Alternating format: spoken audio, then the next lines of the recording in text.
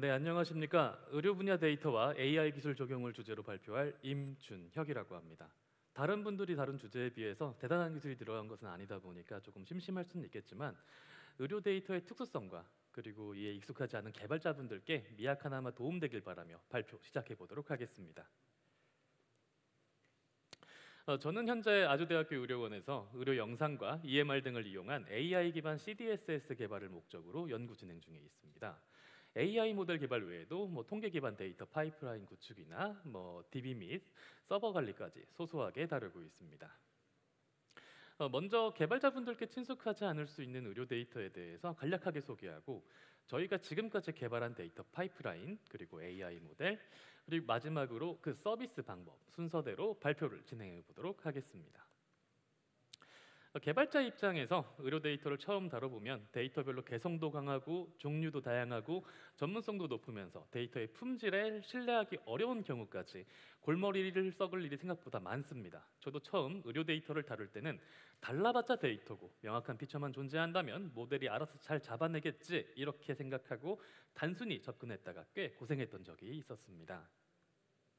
병원은 하루에도 수백 수천 명의 인구가 오갈 정도로 규모가 워낙 크다 보니까 다양한 데이터가 발생합니다. 전산화된 의무 기록인 EMR뿐만 아니라 직원 정보, 재고, 장비 사용 명단, 시설 만족도까지 의료랑 전혀 상관없어 보이는 데이터도 수시로 발생하곤 합니다. 이외에도 방사선 영상, 내시경 영상 같은 의료 영상이나 청음, 진찰 중 대화 내용 같은 오디오 데이터, 의사 소견서나 간호 기록 같은 텍스트 데이터, ECG 같은 일차원 파형 데이터까지 비정형 데이터도 상당히 풍부합니다. 모든 의료 데이터를 소개해드리면 참 좋겠지만 시간이 한정되어 있기 때문에 제가 주로 다루는 의료 영상을 중심으로 얘기해 보도록 하겠습니다. 의료 영상 역시 상당히 다양하고 개성이 강합니다. 당장 위에 있는 CT 영상만 해도 엑스레이로 차용되지만 하운스필드 유닛이라고 하는 고유값을 갖고 일반적으로 마이너스 1024에서 플러스 3071까지의 픽셀 범위를 갖습니다. 반면에 이 CT의 재료인 엑스레이의 경우에는 0에서 255의 범위를 갖는 전형적인 그레이스케일 이미지입니다. 이외에도 MRI는 CT보다 뇌나 인대, 혈관과 같은 연조직을 더 잘 보여주고 PET-CT의 경우에는 병변을 더 하이라이트해서 잘 보여준다는 특징이 있습니다. 이러한 의료 영상의 상당수는 다이콤이라 불리는 고유 확장자로 관리됩니다. 다이콤은 의료 영상의 통신 및 저장에 사용되는 국제 표준으로 크게 헤더랑 데이터셋 이 두 가지로 이루어져 있습니다. 이 데이터셋에 저희의 주 관심사인 환자, 검사, 영상에 관한 데이터가 저장돼 있습니다. 이 다이콤은 우리에게 친숙한 제이슨과 유사하게 필드라는 이름의 키 그리고 밸류로 구성됩니다. 사용자는 손쉽게 이 필드랑 밸류를 접근할 수 있고 수정할 수 있고 삭제할 수도 있고 추가할 수도 있습니다. 그리고 이것을 이용해서 기존의 다이콤에서 제공하지 않았던 새로운 기능을 추가로 구현할 수도 있습니다. 다만 이것은 다이콤의 단점이기도 합니다. 조작이 쉽다 보니 데이터의 오류 가능성이 존재하고 표준화된 값을 갖지 않기 때문에 정리에만 상당한 자원이 소요될 수도 있습니다. 그리고 무엇보다도 가장 큰 문제가 악성 코드 삽입 역시 가능하기 때문에 신뢰할 수 없는 다이콤은 애초에 열어보지도 않는 것을 저는 추천드리고 싶습니다. 이번엔 홀슬라이드 이미지입니다. 많은 의료 영상들은 다이콤으로 관리가 되지만 홀슬라이드 이미지 같은 특수한 영상은 꽤 다릅니다. 해당 이미지는 병리 슬라이드를 디지털 스캔해서 생성하는 것으로 종종 10만 바이 12만의 해상도를 갖기도 하는 초고해상도 이미지입니다.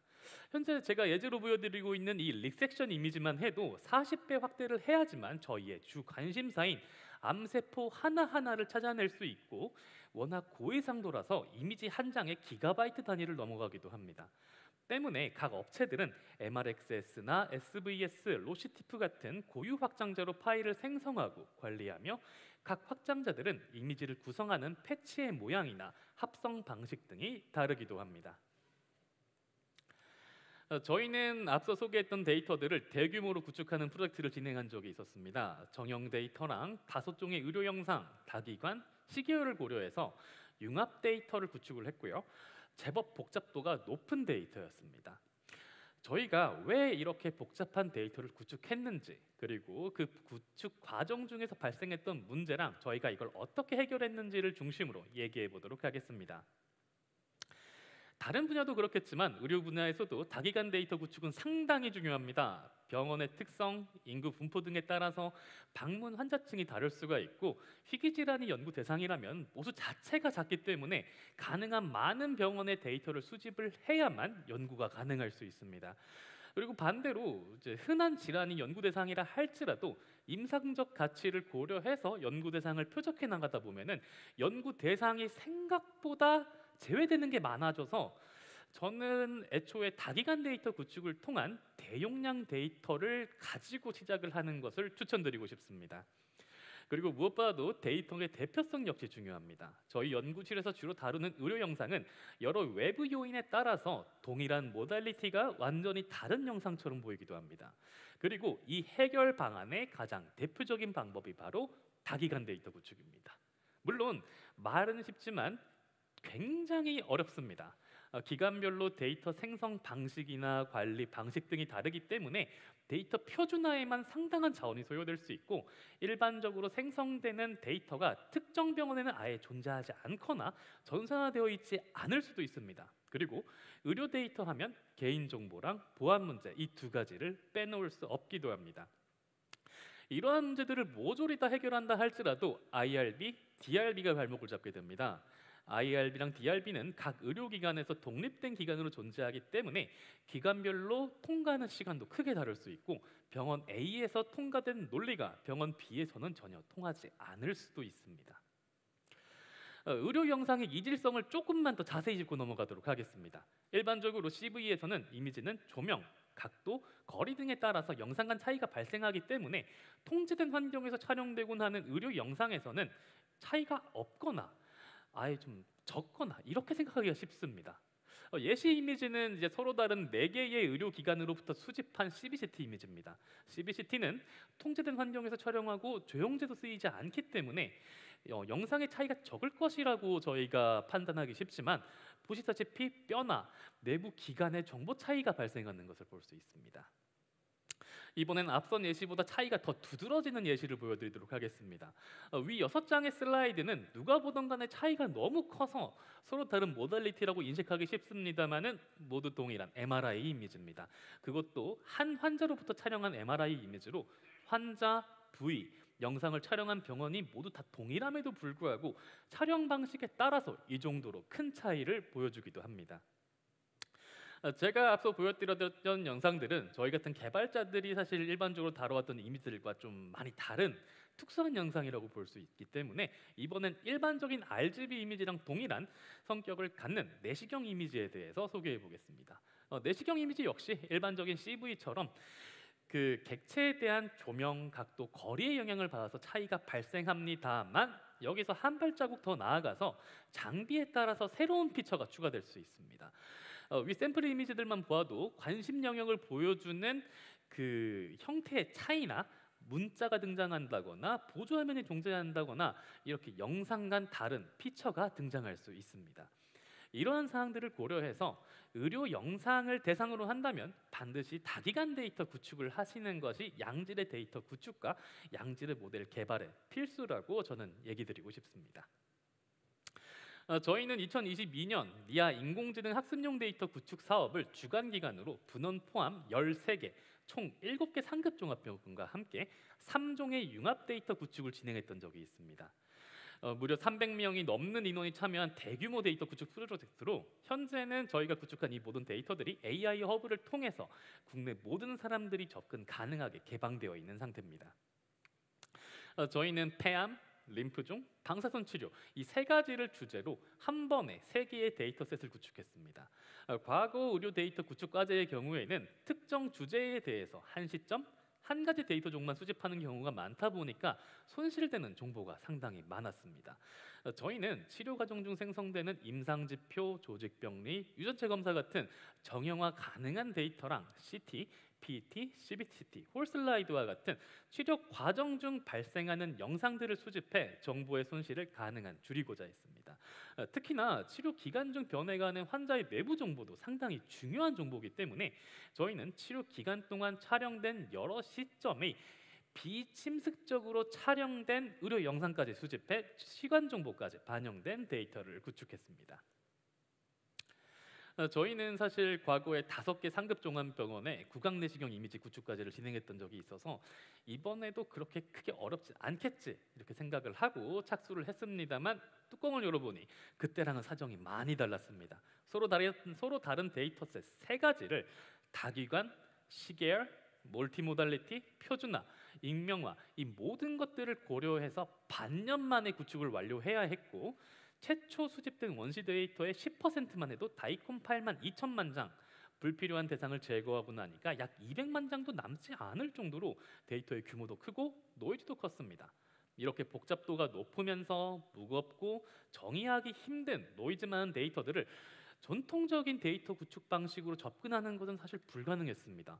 노이즈를 명확히 정의할 수도 없는 상태에서 저희가 가이드라인을 만들어서 배포해봤자 이 가이드라인이 매번 바뀌게 될 것이다 보니까 참여자들에게 혼동을 불러오기 쉬웠고 무엇보다 데이터 전문 인력이 현저하게 부족했기 때문에 수집 기관에서 데이터를 정제하는 건 역시 불가능했습니다.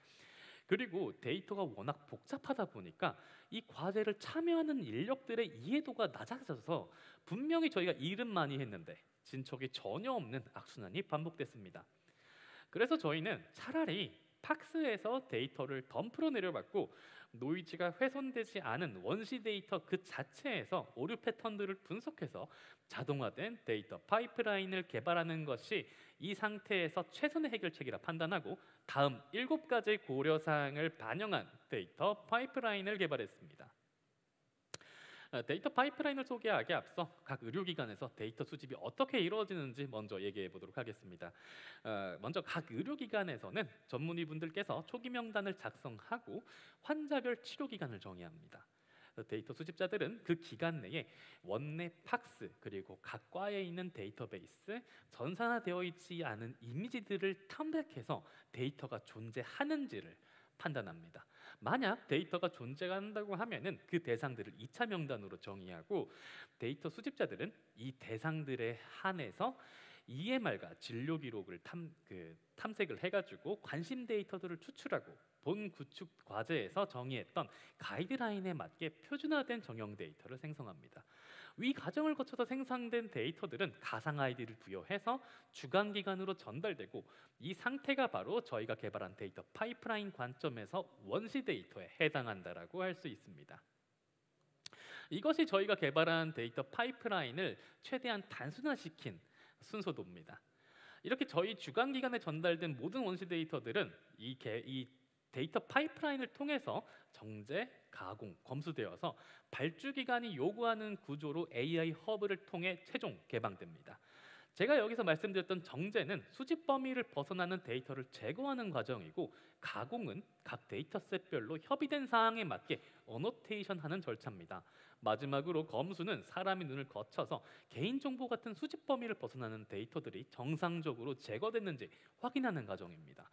이 의료 데이터에서 개인정보는 진짜 전혀 예상할 수 없는 곳에서 언제든지 등장할 수 있습니다. 예를 들어서 아까 보여드렸던 홀슬라이드 이미지에서 마커로 그 환자의 번호를 쓰는 등 이런 방식으로 언제든지 등장을 할 수 있기 때문에 사실 사람에 의해서 전수조사가 되어야 할 필요가 있습니다. 이 데이터 정제에 있어서 가장 신뢰할 수 있는 방법을 얘기한다면 사실 데이터의 고유 성질과 기계적 생성 규칙을 이용하는 것이지만 저희 수집 대상의 99%를 차지하는 다이콤의 경우에는 조작이 워낙 쉽고 표준화가 되어 있지 않다 보니까 이것을 100% 신뢰할 수가 없었습니다. 무엇보다도 다년간 누적된 다기간 데이터이기 때문에 의료 장비, 제조사, 장비의 설정, 데이터 생성자 이런 것들이 수없이 바뀌어서 오염을 의심할 수밖에 없는 상태였고 실제 저희는 오염 정황을 수없이 발견했습니다. 이런 상황에서 섣부르게 데이터를 필터링하는 것은 꽤 위험한 행동이었기 때문에 저희는 데이터 분석을 통해서 비정상 데이터를 걸러내는 필터를 개발했습니다. 문제는 저희에게 주어진 시간이 너무 짧았습니다. 그래서 저희는 데이터 수집이 완료된 후 필터를 개발하는 것이 불가능했고 저희는 새로운 원시 데이터가 들어올 때마다 누적 데이터와 함께 이를 분석해서 그 필터를 점차 보강해가는 방식으로 접근해야 했습니다. 저희가 찾아낸 정상과 비정상의 기준은 언제든지 바뀔 수 있었고 또 발주기관이 요청하는 데이터 구조 역시 언제든지 바뀔 수가 있었습니다. 그래서 저희는 이것들을 고려해서 데이터의 조작이 실제 데이터에 영향을 주지 않으면서 분석의 편의를 고려한 파이프라인을 개발했습니다.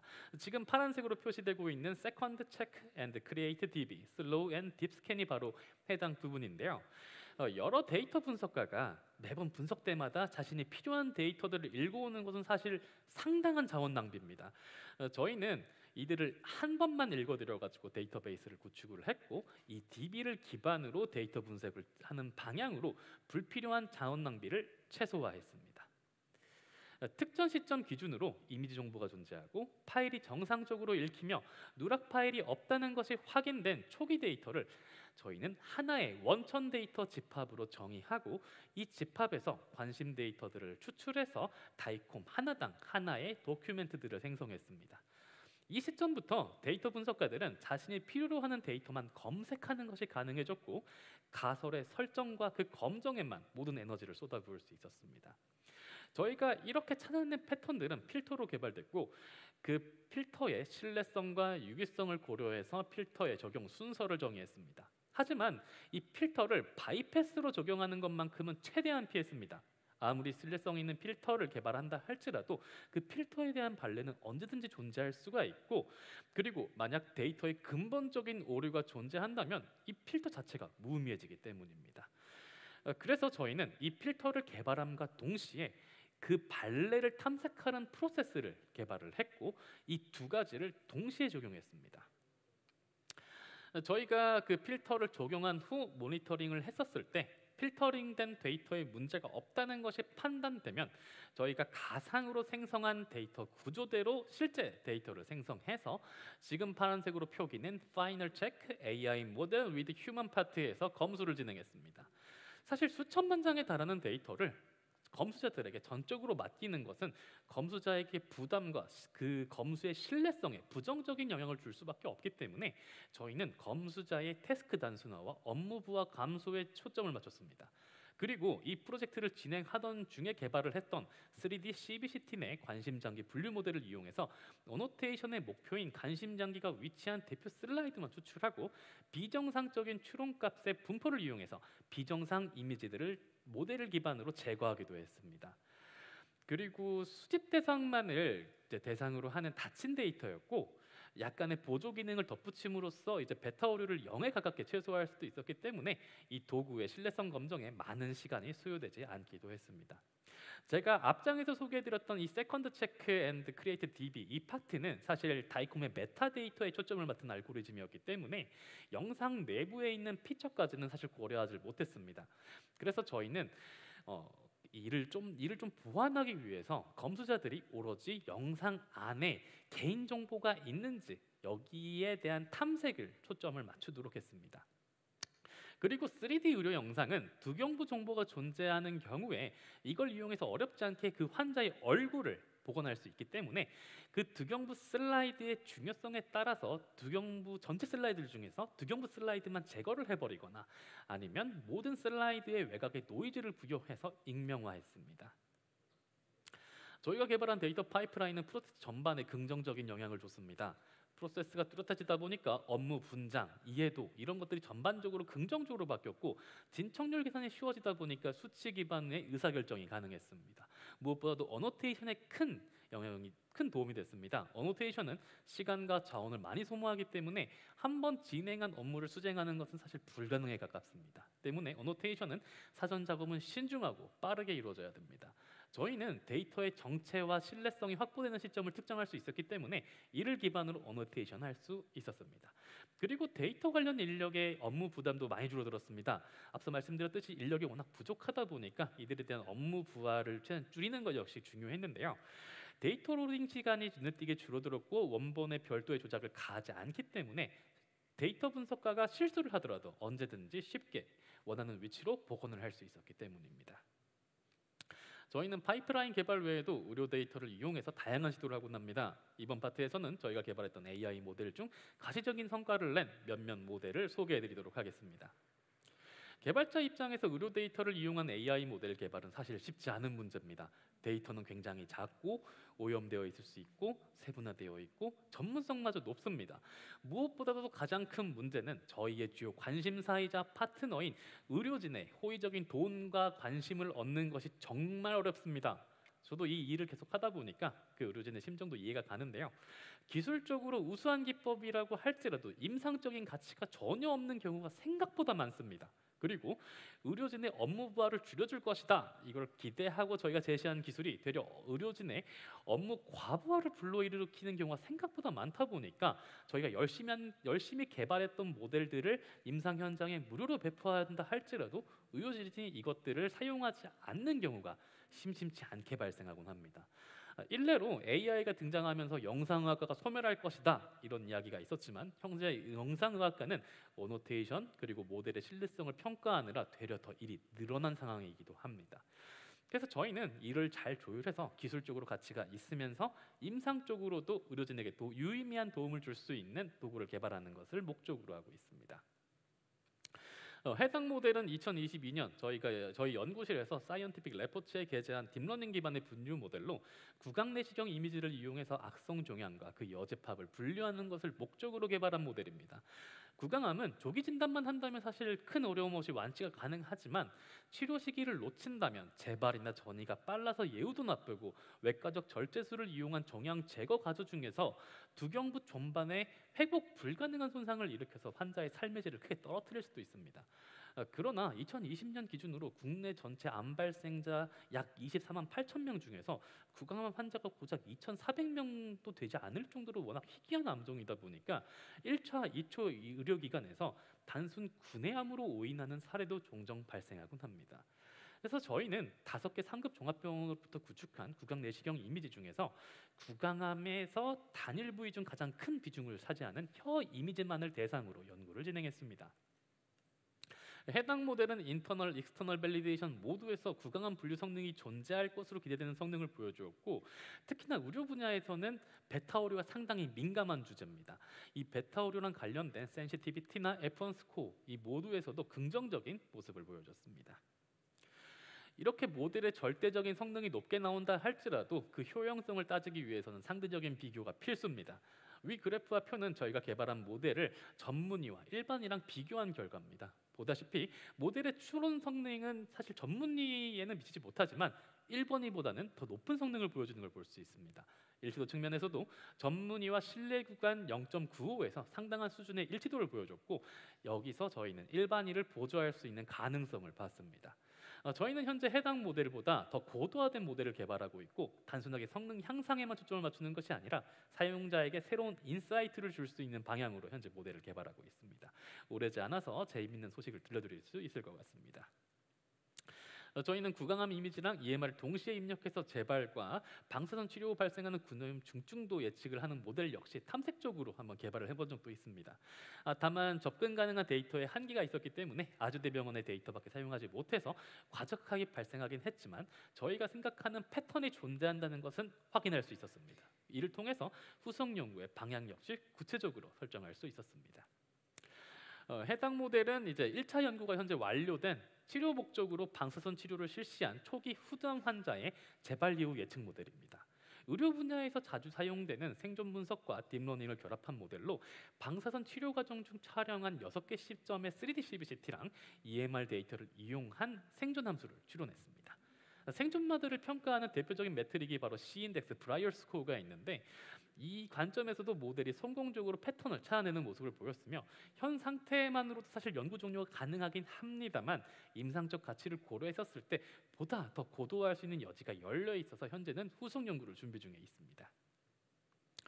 마지막으로 저희가 개발한 의료 AI 모델들을 어떠한 형태로 서비스 준비 중인지 소개드린 후 발표를 마치도록 하겠습니다. 구강암은 국내에선 희귀 질환이지만 해외로 눈을 돌리게 된다면 상황이 정반대로 바뀌게 됩니다.槟랑, 찜담배 이런 것들을 애용하는 인도, 대만 등 동남아권 국가에서는 전체 암종의 1위로 그 위험성이 격상하게 됩니다. 저희는 여기 초점을 맞춰서 아주대학교 개방형 실험실에 참여 중인 교원 창업기업 DR랩과 함께 누구나 쉽게 접근 가능한 스마트폰을 이용한 구강암 예측 어플리케이션을 현재 개발하고 있습니다. 지금 보여드리고 있는 이미지는 프로토타입으로 기능 구현과 모델의 서비스 방법을 검토하는 걸 주 목적으로 개발한 모델입니다.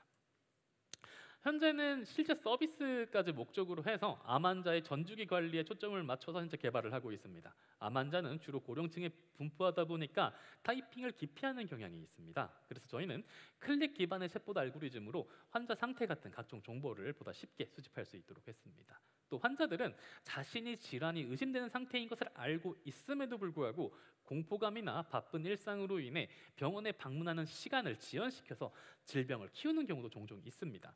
해서 저희는 이를 고려한 알고리즘까지도 현재 개발을 하고 있습니다. 이와 같이 본격적으로 저희가 AI 모델을 서비스할 때도 있지만 때때로는 아주 짧은 순간을 위해서 모델을 개발하고 패키징하는 경우도 있습니다. 지금 보여드리는 소프트웨어들이 바로 이러한 케이스입니다. 임상적인 가치나 기술적인 가치 이 두 가지 중 하나가 부족한 사실 모델들입니다만은 앞서 소개해드렸던 니아 악성 종양 데이터 구축 과제에서 큰 도움이 되거나 아니면 전문 의료진의 테스트를 통해서 CDSS 개발의 긍정적인 가능성을 확인하기도 했습니다. 제 발표가 미약하나마 여러분들께 도움이 됐길 바라면서 여기서 발표를 마치도록 하겠습니다. 경청해 주셔서 감사합니다.